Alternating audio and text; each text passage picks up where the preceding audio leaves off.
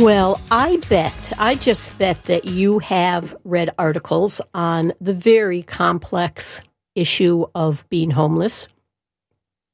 I bet you've seen a lot of interviews on television about the homeless. And over the years, I've had the opportunity to interview many wonderful folks who are with different organizations back in Connecticut and here that provide services and resources to the homeless population. But it occurred to me a couple months ago, what I've never done, and my guess is this might be true for you too, I don't know, is to have the opportunity to talk to someone, a woman in particular, who is living that lifestyle, who actually is homeless and facing all the daily challenges that I can only imagine she has to face. Well, we have in the studio right now, and I want to first say hello to Jared Cozy. He's the clinical director with On the Spot Aid, and they provide medical services for the homeless population. And Jared, thank you so much for coming in today. And more importantly, thank you for helping to arrange this interview.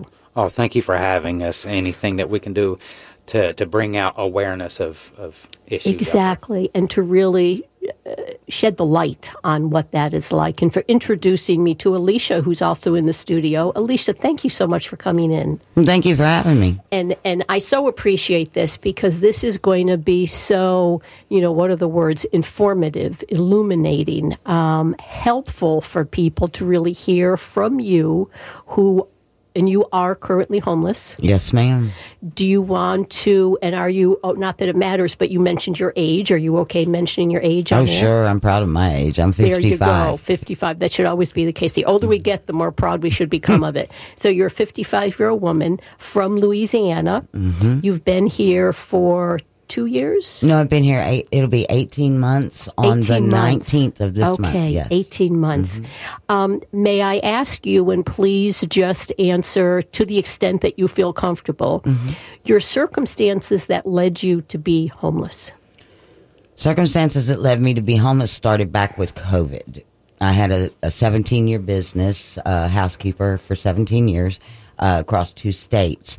And whenever they did that mandatory quarantine on March the 22nd of 2020, that I lost my entire business. So that started the snowball effect.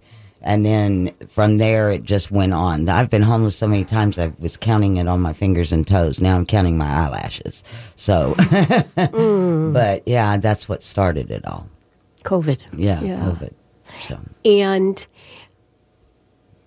you're okay with the word homeless? I've heard that the word unhoused is what we should be calling it. And they say unhoused, houseless, homeless. It doesn't really matter what type of a title you put on it, because we're not homeless. We have a home. Where it is that we stay, whatever structure we sleep under, it doesn't matter. That's our home. Our home is under the stars. So, or under the sun, however you want to look at it. And your home right now is a tent? I have a tent and a couple of canopies, but it looks like a home when you walk in. Sure. Oh, I bet. And it is your home. Right. It is your home. So as a homeless, and I'll use that word just to keep it simple, woman, what are the biggest challenges? I mean, there are so many. I was thinking as I was driving to the station today, it was pouring. And I was thinking about you because I know I'd get to talk to you. You have to deal with the rain. This is Southwest Florida. The heat. Oh, my goodness, the heat. Oh, it's hot right now. And you're a female. What do you do in terms of being safe? All of those things. Well, safe. When I came down here, I had a dog, so that made me safe, or made me feel safe. Crowbars are nice to have. They come in handy. Yeah, they come in handy, or a baseball bat, But other than that, you surround yourself with people that you know that you can trust, or that you feel you can trust. It's a community. We're not all out there just on our own. We're really not. And it's not really a gender thing out there either. It's survival of the fittest. If you can't make it out there, you can't make it anywhere. I can promise you that. I would think. Our challenges mainly are, getting water, being able to charge our devices, our lights, our telephones, fans, the water issue, it's hard to get water anywhere. We were being able to get it at the Epic Center, Resource Center, and then things just kind of fell through with that. Some of the churches are real are lenient with that, and we can get water there. But and you got to have it right now. We're looking at triple digits in the heat index, and that's killing us. There's several of us out there that have already had heat strokes. A couple that had heat strokes last year. I had heat exhaustion already this year. So and you got to stay hydrated. That's the biggest thing. You can't find a cool spot, so there's not a place to go, and businesses frown. People frown on you coming in and getting cool off. So yes, yeah. So you live, I'm not asking where, but you're in Englewood. And Jared, would you like to, Yeah, I just wanted to add a little bit to what Alicia was talking about with the heat in the summertime here. Coming from On the Spot, we are a medical outreach. That's our first and foremost thing, is we come out and we try to help people who need that gap bridged between that unhoused and the medical. And during the summertime here in Florida, it is sweltering. Last summer was the hottest. Last summer was the 4 or hottest 5 months I've ever experienced in my entire life. And this summer we're breaking records already. Yes. What we try to do, we're coming out. It's one of the more important things, bringing what we call our hydration tablets that we bring to them, and try to help out what we can. So I know there's a lot of listeners out there who may be interested in saying, hey, what can I do to help? If you can do something with the heat, that's always welcome for anybody. Such as? The heat, bottles of water, cases of water, you're referring things, to? the hydration drinks. Propel is a good one. Electrolytes. Yes, the electrolytes Yes, are ma'am. so Yeah, important. those are something in the summertime that are really, and really much needed. hopefully some folks will. Where would be the best place for folks to drop off some donations, Jared? Best place to drop off, and I'm going to plug the building address here. It's 655 North Indiana Avenue, right in the Epic building there. We are Suite D. Epic building's at the beginning, Suite A, and if we're not in Suite D, Epic building there, they can stop in there and Wonderful. do things. And the same thing back and forth for either building. So That's and wonderful. the times they can go in over at On the Spot, they're open from 9 to 1, and you can go up to Epic Resource Center, and they're open from 9 to 3, Monday through Friday. Wonderful. I do want to give your website. It's onthespotaid.com, onthespotaid.com, to learn more about them. So, Alicia, you live in Englewood. I'm not asking where, but you live in Englewood, and there are how many other folks live in the same area as you? I would say there's probably at least 15 camps around where I am. Really? At least. And there's many abroad, because we were pretty much just scattered abroad whenever Tent City was closed. We were all on a property over behind, it was Dunkin' Donuts, Burger King, behind that on that one lot. Yes. And they were there for quite some time now. They were there before I got here. That's where I started, where somebody took me to put my tent. And then we were all scattered. And so we can't even keep up with ourselves, much less, wherever everybody's camps are. But we all seem to migrate together because we are pretty much a community, like I said. And it depends on what part of Englewood or Venice or wherever you may be, Nokomis and so forth. But we all tend to migrate together. Which makes sense. You have support. You have camaraderie. Somewhat, yeah. And I'm sure, yes. Yeah, I mean, it ends up being a thing of survival of the fittest, as I said, And, if you don't have a light, well, you go to somebody else's camp and you'll take a light. It's kind of like that. But there's an issue with theft out there, too. If somebody goes to jail, you don't know if you're going to come back to a camp. It makes it a little hard on some of us. It's, because a lot of times that's the only things that we have. And then are you fearful much of the time when you go to sleep? I'm Do you feel like you need to sleep with one eye open, as they say? I don't. I have God on my side. So with God on my side and Christ being my Savior, I don't have that issue because He has me anyway. So He protects me. I protect myself too. Don't get me wrong. Don't come up on my camp and think that I won't protect myself. I do have a crowbar. So, I mean, that's what I'm saying. I will protect myself.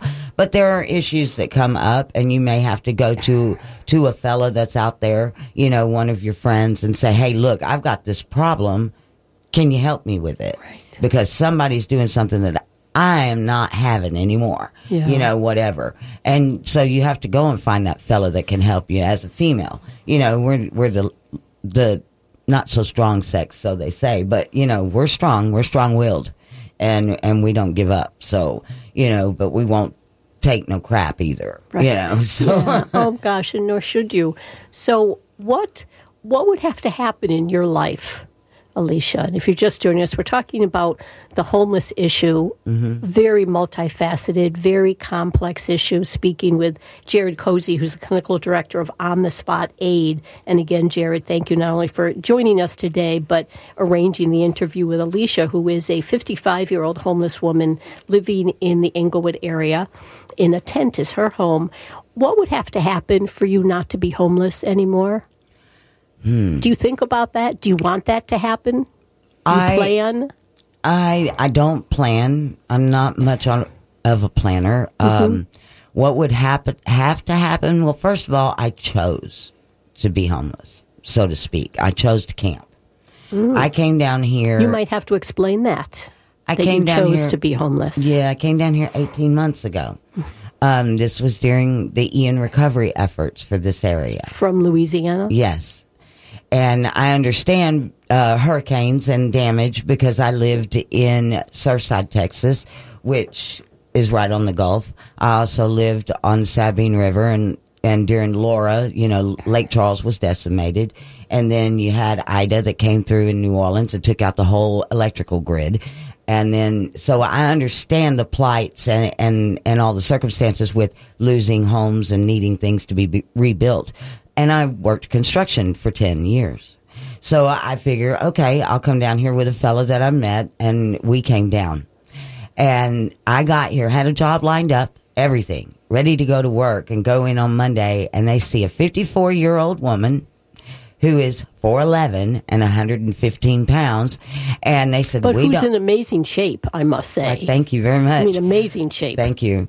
But they look at me and they said, we don't have a place for you. And I said, really? I said, do you need headers built? Do you need corners put together? You need somebody who's going to do all of your prep work. You've got to have your cripples and your jacks cut. You need your long point to your short point on your gables. What do you need done? If you have a cut person already, are they qualified to do the other things that you don't think I can? Because I'll work. And we have just 2 minutes left. But so you then chose, as opposed to going home, maybe you chose to stay here and to be homeless. I did. Well, it was the research. There were no rentals. There were no hotels. So, I went to the woods. But I know the woods. That's what I've done. I grew up in Louisiana. It's the sportsman's capital of the world, So we go camping all the time. And so it was second nature to me. More like first nature because I love it. I love being in the woods. But, it's going to take a job about 20. Would you like not to be homeless at this point? I like being outdoors. I mean, if I had a home, I don't think I'd ever be in it. Oh. Except maybe to go get water and to go to the bathroom, get a shower. Right. But AC makes me sick. So, it's not going to be the thing I would do. So and this is our last question, how does this happen, Alicia? I have so many more things to talk to you about, but what do you wish that people better understood about the realities of being homeless? What comes to mind? The realities of being homeless, us just being out there, it's not the fact that there's a stigma on it. We're drug users and so forth, and people look at us and we're dirty and we can't deal with society. That's not what our problem is. Problem is that the cost of living and the jobs that are out there is not enough money. You have to make $30 an hour in order to pay rent here as a single individual. Most people out there are on SSDI and they cannot afford to pay the rent. Me, myself, I don't have a check. I have to find employment. I can't leave my camp if I leave. Go ahead. We're out of time. Unfortunately, Alicia, thank you so much. Jared, thank you so much for making this happen. It's important to talk about this issue. It's so complex, it's so multifaceted, it's so difficult with someone who's actually living it. Alicia, I cannot thank you enough. I appreciate you having me. OnTheSpot.aid, do check it out. Amazing work they do providing medical services for the homeless. We'll be right back.